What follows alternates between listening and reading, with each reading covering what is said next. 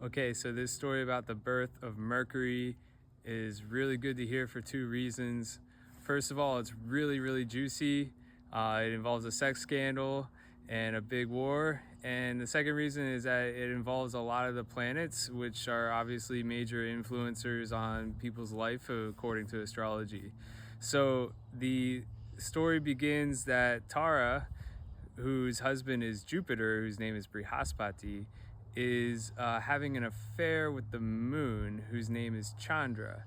And so naturally, Jupiter goes to the moon and says that he wants his wife back, but the moon does not return Tara to Jupiter. And there's a huge philosophical debate over the principles of Dharma, which you can even see in this world. Like, you know, if she's naturally on her own accord and she wants to be with the moon, why doesn't she have the right to stay with the moon?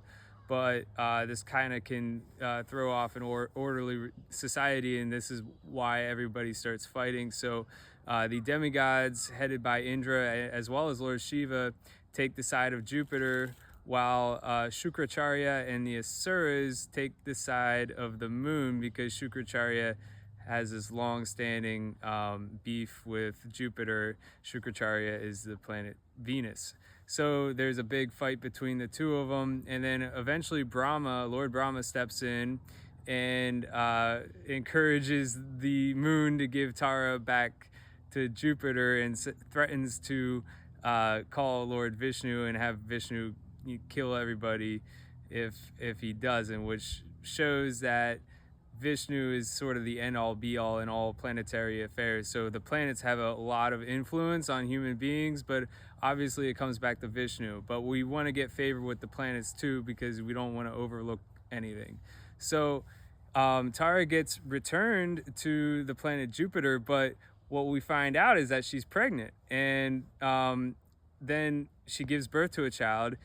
His name is Budi, Budhi, and Budi, kind of like Buddha, means intelligent. And in fact, sometimes in different stories, his name is actually Buddha, and Buddha means intelligence. So this child is very smart, and what happens is both the moon and Jupiter think that it's actually their biological child.